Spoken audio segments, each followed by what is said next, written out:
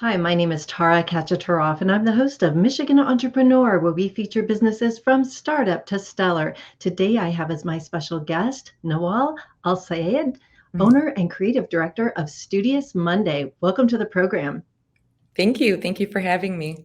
Well, I'm really excited to talk to you today about your company, Studious Monday, because I've never really had anybody on the show who's doing quite what you're doing. But before we get started on that, why don't you tell us a little bit about your background? Uh, I'm a wife and mother, and the last 10 plus years of my career, I've spent it at the intersection of children and family services, education, and public health, growing our family owned childcare business in the city of Inkster, Michigan, into a thriving social services and community resource institution. So, most recently with the center thriving, I've decided to shift my focus to a new business venture called Studious Monday, where I'm the CEO and creative director. And as a Muslim woman, Studious Monday is my love letter to my faith and my passion to fashion and design. All right. Now, I love that name, Studious Monday. Can you tell us a little bit about what that particular name means to you and why you decided to name your company as such? Well, while I was, think tanking what I would name, this company, characteristics, words, adjectives. I played around with many of them. And one of them was studious. And that word just, my girlfriend and I, it was just a word that like we felt truly described who we were as women. And it describes the kind of woman that I think of when I'm designing. And it's the kind of woman that I'm considering when I'm making clothing. She's a very studious, she's a very astute kind of woman. And Monday has always been my favorite day of the week. And considering that my mission statement is to shift the narrative on modesty, I was like, okay, well, what we're going to do as well is shift the narrative on Mondays because I think a Monday is one of the best days of the week. So we put those two words together and it just clicked. All right. Well, that's a really interesting story about your name. And Mhm. I understand, reading the backstory, that you started this company in 2020. Yes, I Um, did. what I started part it of in 2020 2020. you started in? Pre I or did, post? yeah. So in 2020, well, the planning of the company and the development of the company started roughly around 2018, essentially. And then in 2020, we were planning to launch our first collection. And obviously, with the pandemic and the immediate shutdown, we couldn't. Production had stopped. So what we did was we rerouted our efforts and ended up making PPE, and we made masks, that considered all different kind of women. So women, of course, that wore the hijab. We made masks considering them. We made sure that the ties could go around the hijab and not necessarily inside around the ears. Mhm. So we made like three different designs using a lot of the materials. The materials that we use are organic materials, and organic at that time it was organic cotton we were using for our first collection. So what we did was we just redirected our efforts and we ended up making different kinds of masks, and we launched the company by selling masks. Oh, okay. Interesting, interesting. Mhm. Now, this company is specifically focused on fashion for Muslim women. Can you tell me a little bit more about the demographic, age and interest and things like that, which was kind of the, foundation of your vision? So I'd like to correct you there, Tara, because the Studious Monday isn't necessarily just for Muslim women. All kinds of women from different faiths and different beliefs. Not even maybe even a faith, just like a Mhm. certain moral value. Celebrate modesty and practice modesty. Like you and I, for example, right now, um, probably come from two different backgrounds, but are actually practicing modesty. The principled professional woman, I would say, practices or celebrates modesty. And a lot of us every single day dress very modestly, but probably don't know it. And it could be because it could be cold outside. It could be because we're going to work. It could be because we're meeting with people that we haven't seen in a long time. And we might want to give off, a good impression. And it just goes to show you that modesty is essentially a global thing. Women have choice and they need options, and insert Studious Monday. So when you decided to start this company, you had it as the grander vision of all women rather than just a specific demographic. Correct. Okay. Correct. And how about age-wise? Is your fashion like pretty much Sure. across the board for young women to older women? How does that work? Since I'm So, on the older side. well, as an entrepreneur, you really have to know your market, Mhm. and you have to narrow it down when you're making a product, especially. And for Studious Monday, yes, the age range is 27 to 47 as we're designing, but clearly it's open to everybody. But as we're designing, we're thinking of a specific kind of person. Like for example, I'd like to give examples of, other brands. There are brands that, are when they're especially like athleisure wear, right? They're thinking of, maybe Gen Z, but then, Gen X or Gen Y and millennials are like, oh, okay, I can definitely get down with that. And, they want to try on the same kind of apparel, and, and it just goes to show you that it's really relative. And fashion is very relative, and fashion is expression. So, any person can choose to express themselves in various ways, right? So, but of course, as an entrepreneur, when you're developing and when you're organizing, you got to be really specific, right? So, the age range, to answer your question, the age range is 27 to 47. All right. Well, I kind of missed that range, but that's okay. Still, I like some of the outfits that were longer. That Yeah. I like those, especially like the Yeah. coat look, because that's really attractive to me. So before we're going to show some designs in a moment, but before we do that, I want to talk a little bit about you bring up the term the ethics around the business. Can you speak to that and how that integrates with whether it's the materials, the approach? Can you speak a little bit more about that? Sure. So when I use the word ethics in our business model, it's essentially, integrity, honesty, collaboration with your team, listening, being compassionate, um, being a good leader, essentially, and considering your every move. Like, what are my repercussions? What are the implications of my choices that I'm making as an entrepreneur, as a business owner? I'm buying material, I'm buying product. What kind of materials am I buying? What kind of products am I making? Who's making them? For Studious Monday, it's not about the bottom line. It's about ethics, and those are the values that make up what Studious Monday is. Now, when it comes to your materials, what types of materials are you using? And are your garments made in the US or somewhere else? Sure. So the materials that we're using are essentially the materials that are available. For example, the first collection, we were using organic cotton. It was readily available, and we used dead stock. So dead stock is a term that is coined by the fashion industry, by apparel companies, and manufacturing companies. Essentially, that is kind of like the pile of fabric that nobody wants or nobody is using, or it's the extra. It's Mhm. essentially the waste. So with the most recent sustainable movement, it's been coined as dead stock. And my first collection was all dead stock. Whatever was available, and that's in cotton, organic cotton that was dead stock, that's what I used.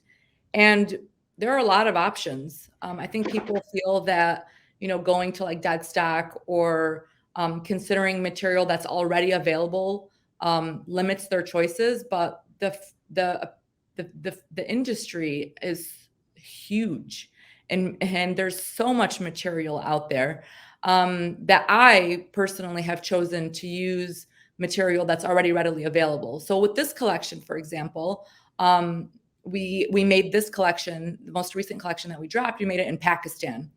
And one of my key points that I discussed with my team was, I want to use material that is native to the land.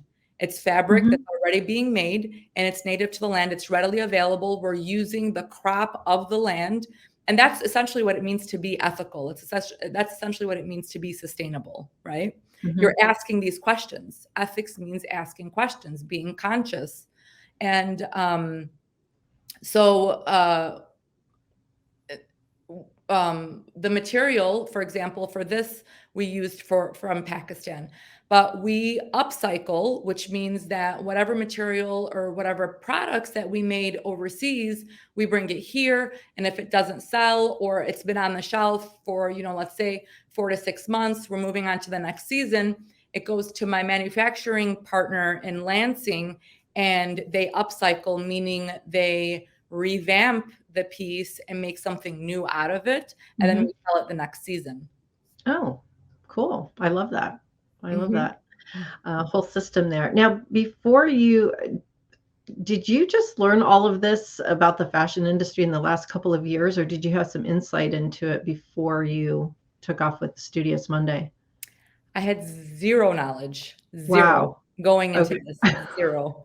I did not have the language, I did not have the verbiage.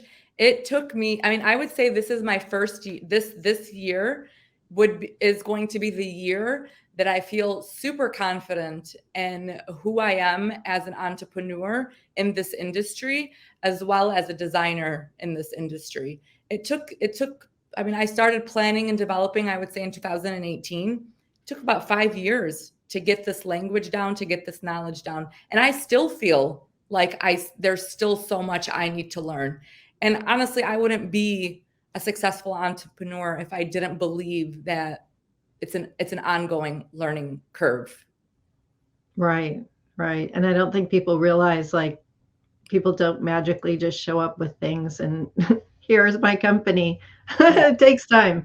It No, does it take does. It takes a time. lot of time. It takes a lot of mistakes. A Mhm. lot of mistakes. And it takes time to kind of figure out who you are and what you are during that process. Takes a Exactly. while. And Exactly. you're still evolving. You're always evolving, either that or you're dead. I mean, we're constantly Absolutely. changing. So I'd like to take a little bit of time in the middle of our show and have you show some of the pieces. Are you wearing something from your collection right now? Oh no, I'm wearing like a cardigan. I was feeling kind of chilly this morning, Okay. so I'm wearing a knit cardigan. I don't work with knits, not Hmm. yet at least. I work with Hmm. wovens. Hmm. No, this is one of my knitted cardigans from my closet. All right. Well, why don't you explain the types of clothing you're selling in terms of the styles, and then why don't you show us a piece and talk about your first piece? Sure. So over here I have here is this is recycled poly. This is recycled polyester. And this is a tunic, a button-down tunic that could be paired with essentially really any pant or skirt. You could tuck it in, you can keep it out. Very utilitarian kind of vibes. We worked with this most recent collection. We were inspired by the Modest Mod decade, and we built our designs and our color palette and our color stories around that inspiration. So this is a button-down tunic. We've got a pocket here, buttons all the way down, beautifully constructed. You can wear it fitted or you can wear it oversized. So now we have one of our upcycled pieces. This is our organic waffle cotton classic tunic mini. At first, it was a midi. Then we turned it into a mini, and we reconstructed it a bit too as well. And this is this is everyday. It could be everyday casual, day to night. A lot of our aesthetic is very day to night kind of pieces, because we're trying to promote functionality. and really limit waste, so we want apparel that essentially has more than one attribute. And the next one is corduroy. We used corduroy this season. I really wanted to play around with texture. I kind of wanted to showcase and highlight my range of apparel, the kind of apparel that we make. And this is our Bomzer. We trademarked this name. So a Bomzer is essentially an intersection between a blazer and a bomber jacket. So it gives like the cool, trendy feel of a bomber jacket while remaining very structured and professional as a blazer. I love corduroy because it's so warm. I really love. Yes. Yeah, love that. And that's essentially in the Modest Mod. So our collection, like I said, is Modest Mod, and it derives from the inspiration of the British mod scene of the 60s. And that's essentially when corduroy was developed. It was developed to keep people warm during the era of like back to work, I think it was post-Vietnam War, and manufacturing essentially had a big boom. So corduroy was the mainstream go-to for men and women. I did not know that. I grew up in the 60s, so I remember that, and the model Twiggy and all that. Yeah. Wow, that's interesting. I never knew that. Yes. Oh my gosh.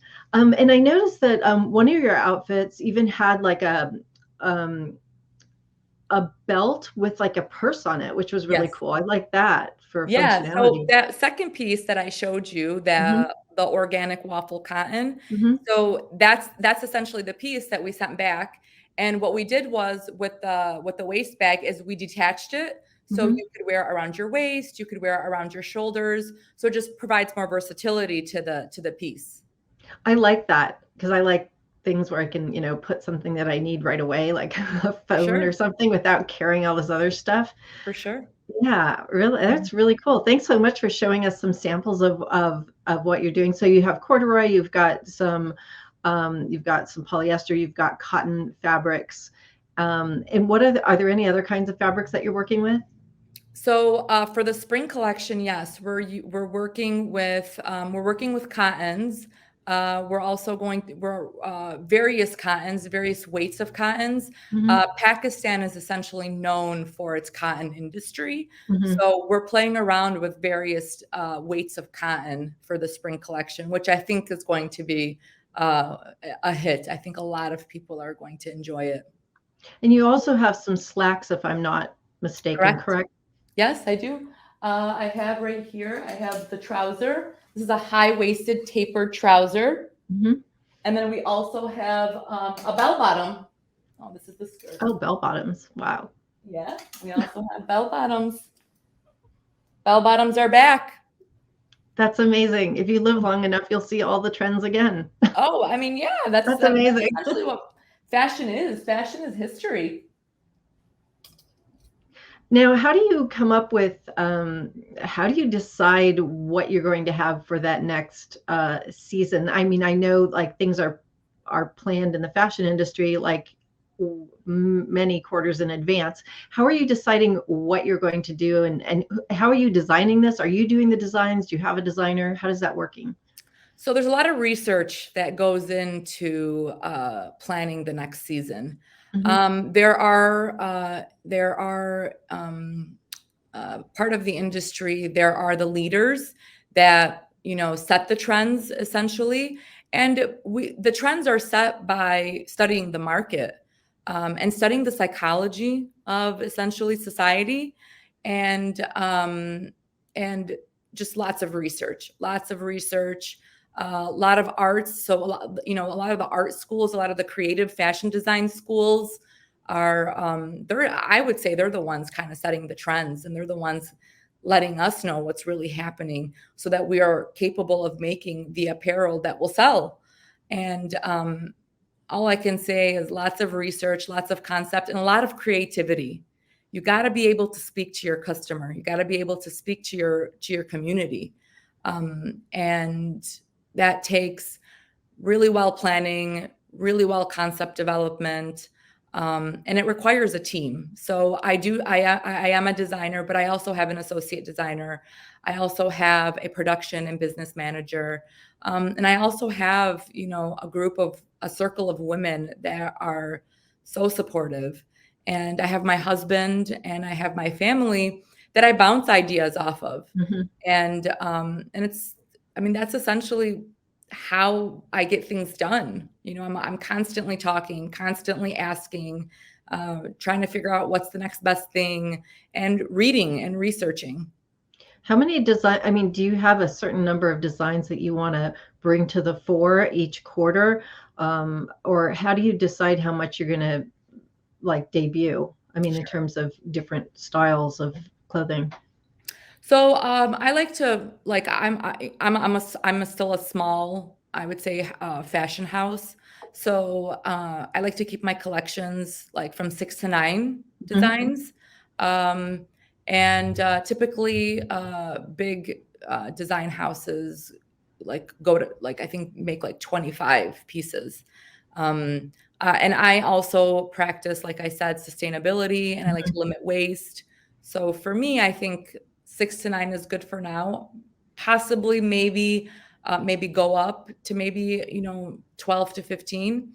But I think I'll always find myself to publish a very small collection, annually.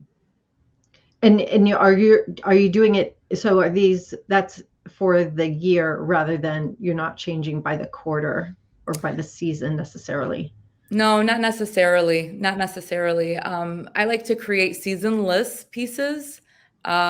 So if I have a collection that's, still, if I still have products in that collection, what I'll do is I'll upcycle them, because Mhm, people do want something, brand new and shiny. mhm. So I will send them back to manufacturing. We'll change up a couple things and then bring it back for sale. So what kind of feedback have you been receiving from the folks that have been, buying your clothing? So, getting good feedback in terms of like color palette, in terms Mhm, of creating modest wear, um, representing a group of people who have felt otherwise discarded by the industry. I feel like in 2022, what we did very well was truly communicate our brand and who we are. I feel like people are gaining trust and feeling a little bit more confident to invest in us. Um, and and people love the mix and match pieces. I'm getting a lot of good feedback in terms of the mix and match pieces. I've created a lot of sets. mhm. So people are loving the matching sets. Yeah, I like things that are kinda interchangeable, like puzzle pieces because, yeah, you can have a lot less in your closet, but still do a lot with it. Yes, exactly. Mhm. Another question I had was, how are you getting the word out about your company? So I hired a PR agency a couple months ago. Mhm. I've been doing a lot of press. Also, social has been a huge help. I have a social media agency that has done a really wonderful job at campaigning, and word of mouth, and community events. I get involved in a lot of community events, and I'm always plugging in Studious Monday, and yeah, I would say those are the three big ways that we're getting our brand name out there. Are you and now I assume you're shipping beyond the confines of the state of Michigan. I mean, your clothing is going outside of our Yes. area. Yes, we are. Yes, I'm actually shipping globally. So, US, so Michigan, the greater United States, Mhm. Canada, and abroad. Are you trying to get any partners, like, in other parts of the world that can maybe, showcase some of your things so that you could even have a presence in another country? Geez, yes, I hope so. Yeah, ideally, a couple of my goals that I've set for 2023 is to leverage Studious Monday and really make it I mean, I don't know if leverage was the right business term, but scale it maybe, Mhm. Right. scale Yeah. it and, put it in a position where investors are really interested. Mhm. And Yep. yeah, I would love, partners. I would love partners. Yeah, you could maybe even private label things, or they could do that under your name. For sure. Yeah. Yeah, I mean, so many opportunities there. Mhm. So, what so far in your journey with Studious Monday, what's been the most rewarding part of running this business and growing the business? The most rewarding part are the photo shoots and the representation of women for me, honestly. I've just been loving seeing women in my apparel and then photographing them and then them going on websites and social media and just seeing the impact it does for other women. For me, that has been so rewarding. Like seeing the final product. um, the photo shoots are so exciting. I Like was looking at your website and at studiousmonday.com. I was looking at the photos and some of the video, and it was really, really nice. It is very high quality, and it does showcase your clothing beautifully. thank you so It much. really, really does. So what's next for you at Studios Monday? Uh, one thing I have so I mean, I'm going to be very transparent and frank here. So I would really like to learn how to drive sales. So I do have some, business experience going into Studious Monday, like I said in my introduction, in regards to our, family-owned childcare business. But Mhm. what I've learned is that there's different kinds of entrepreneurship, and small business is one of them, and then scalable, product, scalable startups, which is what I would consider Studious Monday to be, is a different kind of entrepreneurship. And I have learned that I do not know how to really drive sales. Like I know how to develop, I know how to organize, relationship management, running the business, creating the products, getting things out there. I'm good at. But one thing that I have not like really learned and truly grasped is driving sales. And what's next for Studious Monday is to do that, to drive sales. Mhm. Well, I think, you're doing all the right things, plugging into social media, getting on, even interview shows like this. Certainly, you can even take this to the podcast world because you can still talk about your story and really, get it spread out in an even bigger way through the podcast. I mean, I think you're doing all the right things, and I think it just takes time, and then you're going to see this all like really explode and grow very, very quickly. But you're setting the foundation right now and building that strong foundation, which is fantastic. Here's hoping, Tara. Thank you so much for those words. I think it takes time and then it ignites, and then the next thing you know is you're everywhere and people are helping you and seeking you out to help you grow your business. It's beautiful. So, I have one final question for you. This has been an amazing interview. I've really enjoyed getting to learn more about the industry and what you're doing at Studious Monday. But if you could give one piece of advice, which I'm sure you have a book full of advice by now, but if you could give one piece of advice to entrepreneurs, what would it be? I would say take an apprenticeship, learn as much as you can from the masters, study the market, fill your tool belt, learn the past, present, and future of the industry that you're entering, and then take action. There is no right or wrong way of starting a business. You have to create the space and the opportunities for yourself and your business. The masses will follow suit. Well said. I want to thank you so much, Nawal Al Sayed, owner and creative director of Studious Monday. If you'd like more information about this program, please visit us at www.michiganentrepreneurtv.com. Please join me again in the future when I interview another enterprising entrepreneur. Until then, wishing you the best of business.